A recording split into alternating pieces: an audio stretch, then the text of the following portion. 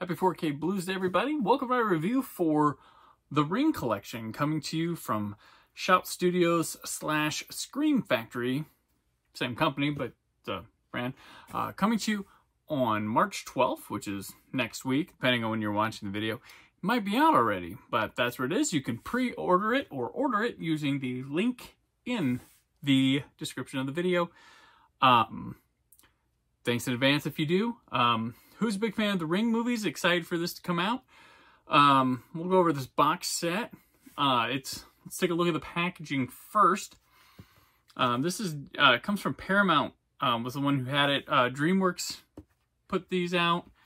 The first two out originally when they came to theaters and such. The fun thing with this is that the first one was on Blu-ray for a bit, and then it went out of print. I believe they put a steelbook or something out recently to put it back into rotation. But the second one, I don't think ever came to Blu-ray, or at least in a legit fashion. So these, these hold in. It's a pretty firm case here, as you can see. So they'll shake it a little bit. All three come out. They each have their own case. So let's take a look at the Ring. There's the first one. Got that there. The lovely Naomi Watts, star of it. And there's a 2-disc set. Comes with a 4K disc and a standard Blu-ray. Of course, the extras for all of these are on the standard Blu-ray, not on the 4K, except the second one has a commentary on it. The Ring 2. I like how it says 2.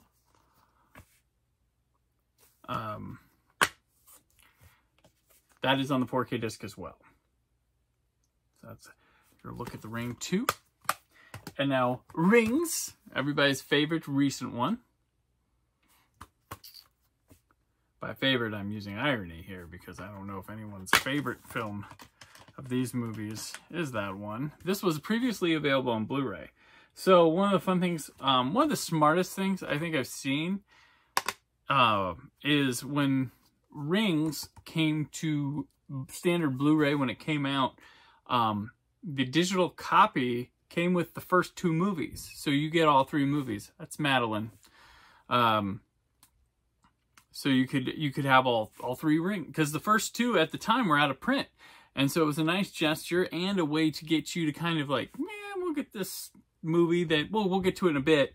It was a nice, smart way. Like, I think other movies should do, like, hey, here's our sequels, you know, here's digital codes for them. But let's get into it. We'll begin, of course, with the first one. The Ring. This movie came out back in the day and had a lot of buzz with it. It was a hit movie. When I first saw it back in the day, it was like I was in college, and it was the weekend after it opened, and a lot of people were buzzing about it in my film classes, and I went that night, and I was just like, well, that was okay. I didn't know it was a remake of a Japanese horror film till much later. Kind of surprised. Like, I didn't know till after this movie had come out, was a hit and stuff. But as is, I kept watching it, and I watched it, and I compared it a lot to, like Stir of Echoes was a movie that reminded me, you know, this, like, child trying to get help from the afterlife. It's got a more interesting spin on it, twist the way it is, but there's a lot of movies about, like, some ghost kid trying to showcase their past or show you what happened to them, and there's a lot of research and stuff involved. And it's an okay movie. Naomi Watts quite good. There's some good sequences and stuff, but, going into this book, if you would asked me before I reviewed it what I would give the Ring, I would have said probably a 3 out of 5. But returning to it now with this 4K Ultra HD, I'm a bit amused at the talent of Gore Verbinski, the director. Of course, he would go on to do the Pirates movies after this and had done the Mexican before. But cinematography is off the charts, got a lot of clever shot structure. The editing's quite good. The composition, like the camera movements, the close-ups, like a little, really, really carefully made film. This, like, he really wanted to make this film. And I actually, having watched the original Ring last year for Out Now with Aaron and Abe's Japanese horror special, I actually think I enjoyed watching and returning to this one, the United States version, more than the one from Japan. I think the directorial talent takes this one a little bit above and beyond, and I also like Naomi Watson here a bit better, but it's big. This movie's very green, and this new 4K showcases it. But it's got some spooky stuff. I think ultimately this is a movie where the concept is a lot better than it as a whole. And I think it's one of those things that, you know, like horror has a lot where it's like this short film idea is a banger as a short film idea, but when you expand it to a movie, ooh. One of the times I have seen that work quite well is Lights Out. That's a really good one. But like When a Stranger Calls, that one loses a lot of steam after the opening act. But that was a short first. The Ring kind of goes in that category. It's a solid watch. I think everybody should check it out like once. But Verbinski's the big star of this movie and why it's there. So let's get to the technical aspects of this. This is in 185.1, encoded HEVC /H.25, but all of these movies exact same in that department. It's a very green movie. There's a lot of great depth here. The film grain's intact, a lot of good details. Very big feeling movie when you look at it. It just like feels like gigantic. Really good to look at. Plays really well, an enjoyable transfer. I'm going to give it a 4.5 out of 5. Audio is a 5.1 DTS HDMA master audio, and then there's a 2.0 track master audio and lossless as well with SDH subs. Now, this one, the volume feels a bit low on this one. Like, I had to kind of turn it up, and it doesn't really hit too much as I'd like it to. And with a horror movie, I thought it was playing with me, because I've seen many horror movies that keep the vocals low and some of the ambiance stuff really low, so they can grab you with like a big scary effect, because you automatically kind of turned it up, and then it's huge later, or it tuned your ears to a certain level, and then to scare you. Not the case here. It's just a little bit low. You'll have to crank it up a bit, and at that end, it doesn't really hit as well either. But it does make good use of the speakers. 5.1 surround. There's some good stuff like coming out from a side that's like, whoa, what's going on here? Or, you know, things like that. So it's a solid mix, but it's a 4 out of 5 for me. The bonus features, the new featurette, the new documentary on here, Ghost Girl Gone Global, and this is a full ranging documentary that includes a lot of players, especially from the Japanese side of things. This covers the Ring's history from book to the miniseries to the Japanese films through the making of the American United States versions of The Ring. It's a cool documentary. Got a lot of good people, good energy. This is well worth the trip. So I really like the documentary. It's pretty awesome. Now, the rest of it includes Rings, the short film, which I do like, starring Ryan Merriman, directed by Jonathan Liebesman. Also has Emily Van Camp. A lot of people who go on to other things. And it's a cool film that leads up to the introduction scene in The Ring 2, which the Ring movies have introduction scenes like Scream movies, which is pretty cool, which is a horror thing in general, but it reminds me of like Scream back then with what you had. Now, it also includes the old ones like Don't Watch This, the Origins of Terror, and cast and filmmaker interviews, as well as the trailer. Now, all the old bonus features from the DVD are encoded in HD, but they are SD upconverted, which you can tell. But some in 4:3, some have been cropped and up to fit your screen, but that's what you got here. This is a very nice, complete release here. So what do we have for The Ring here? We had, gonna go back through this. We had the video was a 4.5 out of 5. I gave the movie a 3.5.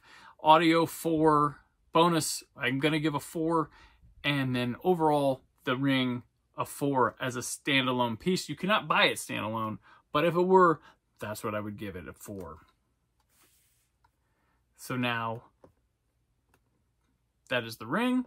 We'll move on to The Ring 2, the sequel to the remake. Goes in a much different direction than the Japanese ones did.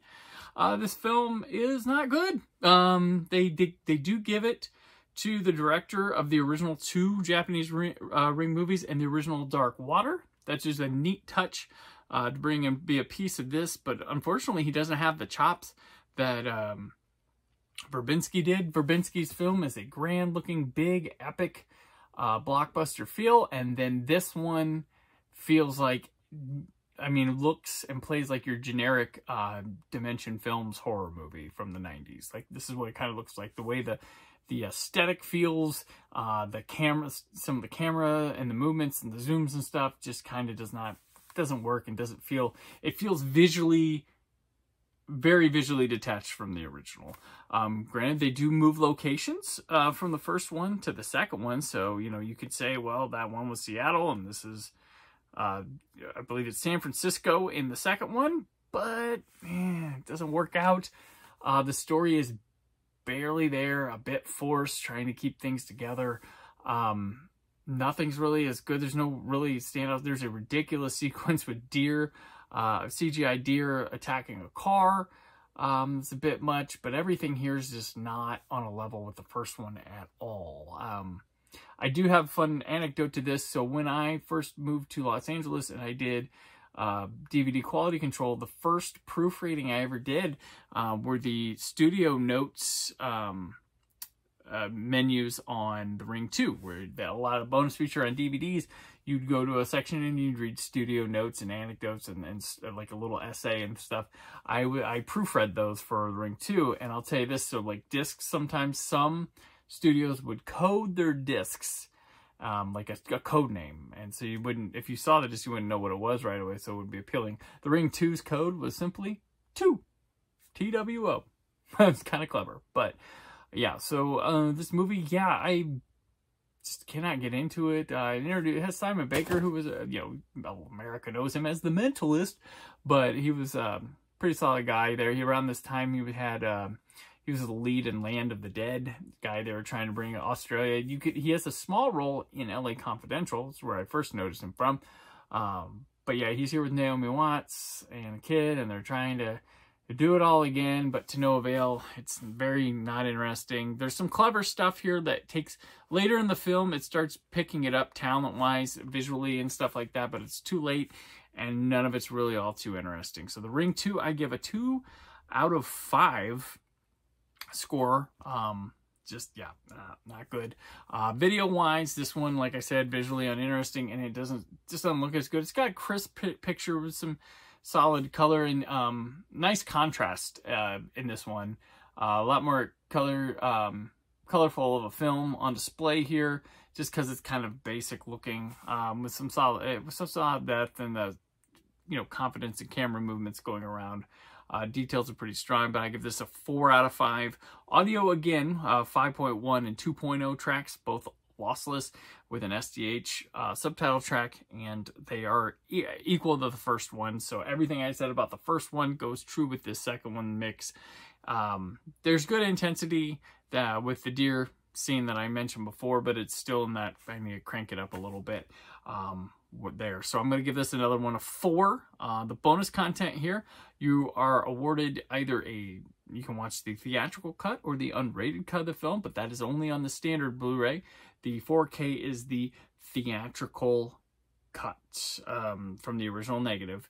And then the other bonus features are from before, except there's a filmmaker commentary I believe is new on here. The Rings short is on here too, so I wonder if there's a plan for individual releases to keep that with it. But on the DVDs, Rings was on the DVD. I believe Rings was on a DVD edition. I think they might have done a special edition for The Ring. I can't remember.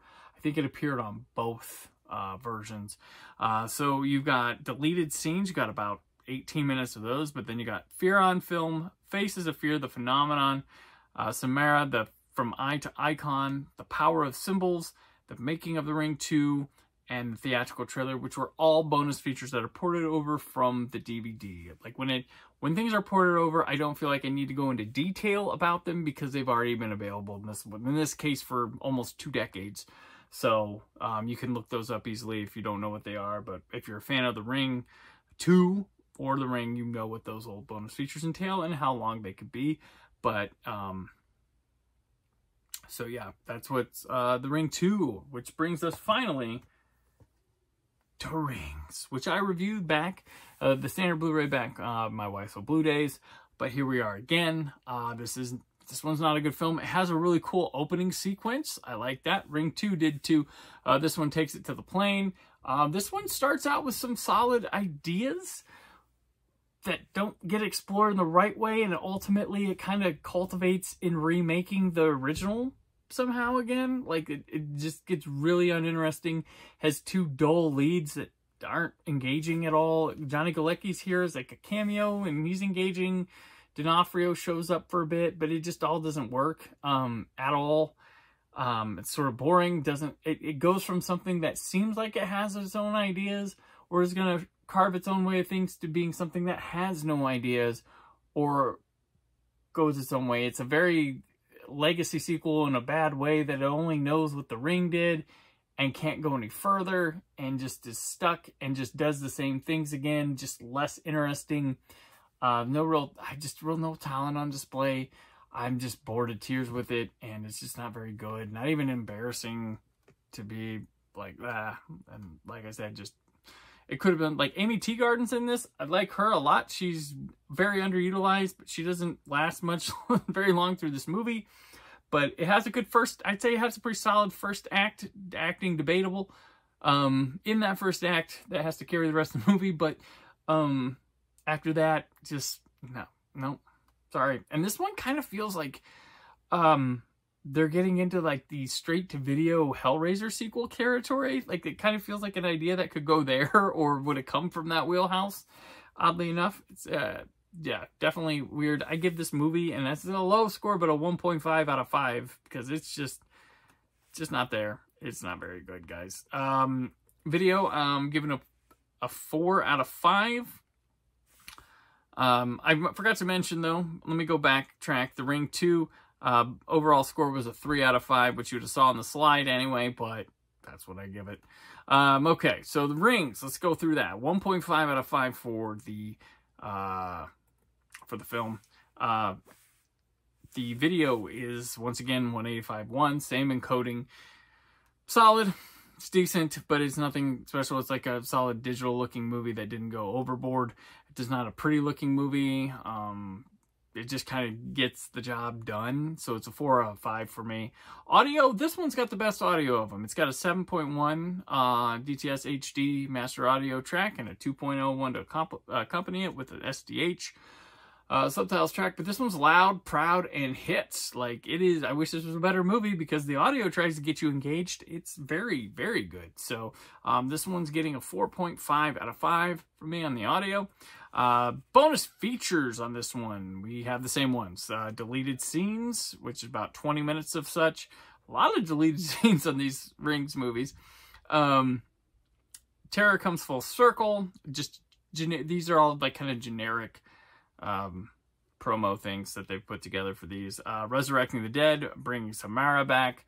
And then Scary Scenes, which is not a jump to scene thing. It's just people talking about scary scenes in Rings and filming them and stuff. So overall, Rings, let's go back through what I just said.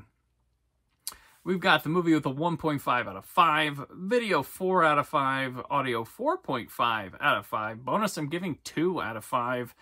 And overall, this is a 2.5 out of 5. I'm just not there with this one. So the box set altogether, if I were to score everything on here, are you interested in buying it? Say as a whole, it's like a 3 altogether, but that's because the 2 sequels weigh this down. Are you a fan of the sequels? That's going to be determine the price point on this, because this is like I believe it's a $60 set, so each movie's nicely priced at about 20 bucks a pop. That's not bad at all. It's like $60 or $70. So the price point's there if you like the sequels. If you just, they have done a really terrific job here with the first film. I think if they'd have released a standalone of this, with what they've done with that documentary, keeping all the bonus features, having the Rings short on here and their video transfer, this would be an easy recommend to buy. But when you put it together as a whole, because it's not a strong series, I'm going to give this as a whole like 3.5. It's because the sequels kind of drag it down. Or maybe a 3.5 because the technical specs are pretty good. But yeah, let's go with a 3.5 due to technical specs. But those sequels really drag down the interest of the set. I don't know if you should wait for a standalone of the first one because the first one didn't come out on Blu-ray too much, the standard one. And this is its debut on 4K is coming as part of a set. So, as I said, maybe Shout Factory does good sales. Maybe you pick it up then. But yeah, so this set depends on how much you like the sequels. So thank you for watching this review. Remember, you can order this in the description below. Have yourself a good weekend. I'll talk to you soon. Happy 4K Booze Day and stay film positive.